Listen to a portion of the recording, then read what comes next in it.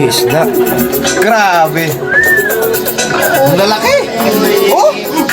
May tinusok oh, pana oh. Ganda ng spot nila. Dami na tuloy na. Grabe kalaki. Pana eh. Sarap niya. No. Paano? Sir, isda. Panalo. Pambira. Ang ganda ng spot nila. Eh mga bay, mag-layout kami ulit mga bay. Oy! Ay! Tara, bay! Sama kami, bay!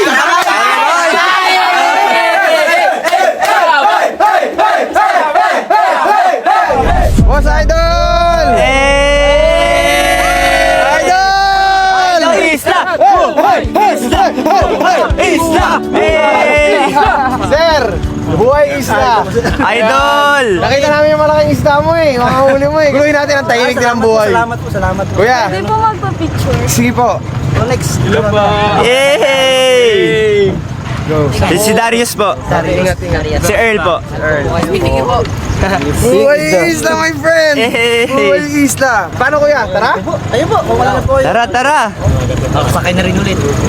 Makabangka na tayo ulit. Let's go! Kanina nakita niyo lang isda! Kaya nga, hindi na kami.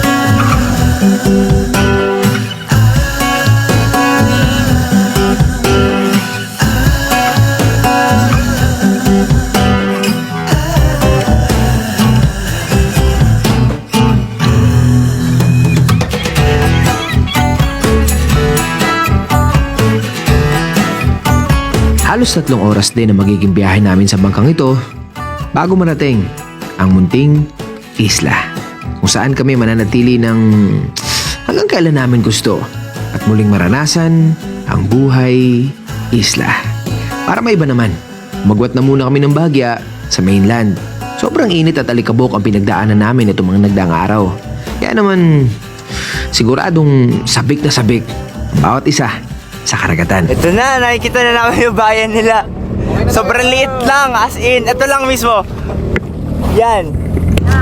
Kung ano yung nakikita nyo na yan, ayan yung bayan nila dito. Ayan o. Yan. Isang straight lang. Grabe din yung tubig din dito, sobrang linaw din talaga. Ay, alam na. Iba talaga Palawan, sobra, promise. Kahit saan parte dito, isla, grabe ang linis. Oo.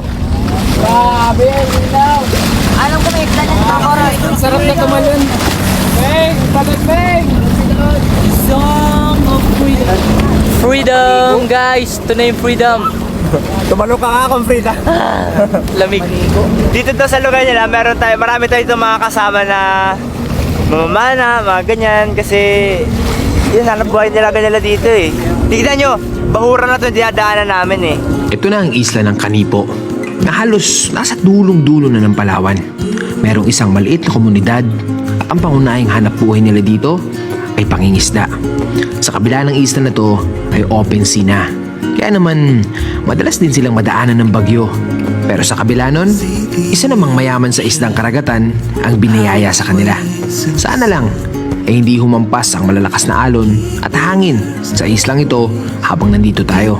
Dahil siguradong mapupurnada ang paglalaot natin para mangisda. Sa mga oras na to, hilong-hilo pa kami sa haba ng biyahe at sa init ng panahon. Pero laban lang, nandito na tayo. Uurong ka pa ba? Marami sa bahay. Oh, alam daw nila darating tayo. Alam nila. Opo. Pag ganito, mahirap ang tubig. Wala po kayong ilog? Wala po. Saan po kayo kumuha ng panligo? Daan lang, balon lang. Ah, balon mismo. Sila to. Ito kami tira. Ko ay nandito na sa isla. Kailangan natin magchinelas daw, may tayong. Ha? Kailangan daw natin magchinelas pag nagbaba kay may tayong. Kidairos, ready ka na? Ready na! KJ, Let's go! let's go, let's go, let's go. Lalapag na tayo sa Oy, sige, Earl! Ready na! Ang ganda dito sa Kanipo. Solid na solid. Oh, saan ka lang dapat, kuya? Chill lang sana ako. Layo na ng chill yung narating ko. Solid. Kanibo. Welcome to Kanipo Chay Island. Yeah! Buhay! Isla! Buhay Isla! Buhay Isla! Buhay Isla! See the trees grow, they were here long before. They're keeping us stories, and when we're older, they will still stand tall. Itong isla na to, isa lang to sa isla. Sa dami ng isla dito sa Palawan, isa lang to. Pero sobrang daming isda rito. Sobrang maliit lang yung community. Ito yung gusto namin mapuntahan. Matagal na namin gusto mapunta sa ganitong mga lugar. At malaman namin ang kabuhayan nila at paano ba nila ginagawa ang buhay dito. Kuya Rain, pwede ba kami mga isang buwan dito, Kuya Rain? Kahit isang taon. Wag naman. So mamayang gabi ang plano natin. Fishing tayo. Tama yun. Manggagaling syempre ang sagot kay Kuya Rain. Kuya Rain, okay ba yun? Okay pa yun. Narinig mo kuya?